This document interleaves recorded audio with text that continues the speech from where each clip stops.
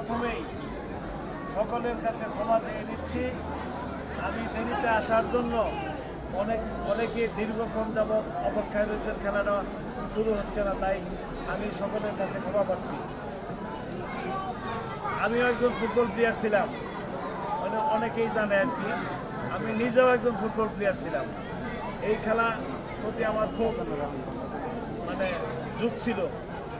আমি অনূর্ধ্ব 14 ফুটবল টিমের সারা বাংলাদেশের রানার্স আপ টিমের আমি ক্যাপ্টেন ছিলাম।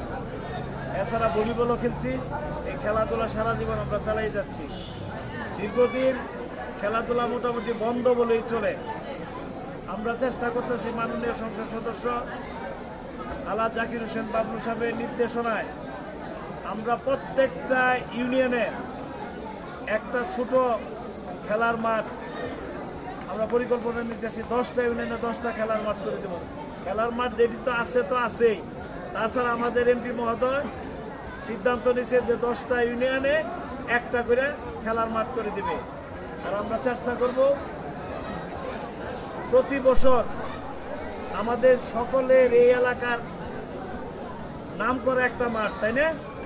খামার বাজার উচ্চ বিদ্যালয়ের খেলার মাঠটা ছোট, তাই না?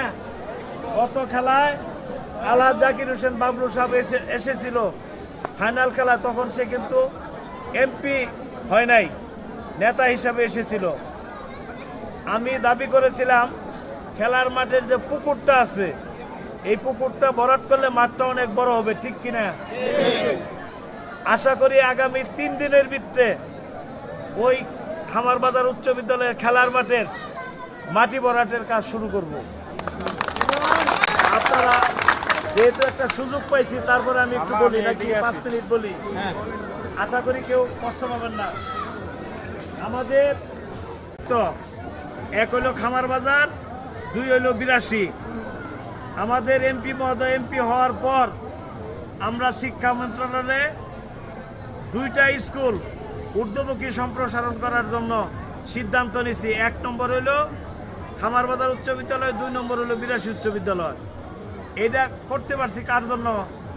আমি এই তারাডি ইউনিয়নের সন্তান হিসাবে এই সুযোগটা আমার আছে, যেহেতু এমপি সাহেবের এপিএস হিসাবে আমি আছি, এই সুযোগটা আমার আছে, ঠিক কিনা? আপনারা দোয়া করবেন। আমি নির্বাচনের আগে কিন্তু এই জায়গায় এসেছিলাম।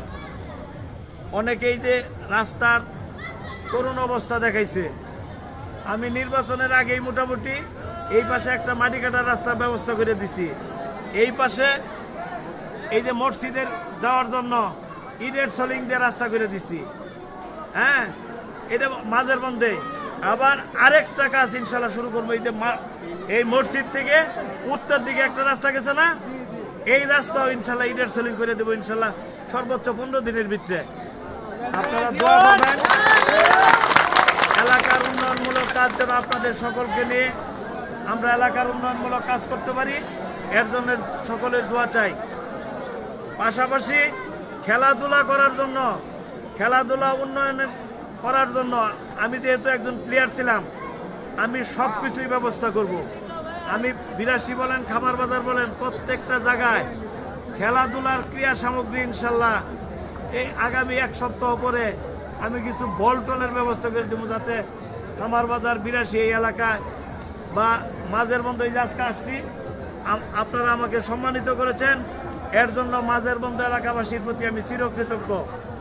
আমি আগেও আপনাদের যে কোনো কাজে আমি শরিক হয়েছি, এখনো করব, ভবিষ্যতেও ইনশাল্লাহ আপনাদের পাশে থাকব। যে কোনো কাজে আমাকে আপনারা ডাকবেন, আমি আপনাদের সাথে শরিক ঘোষণা করছি।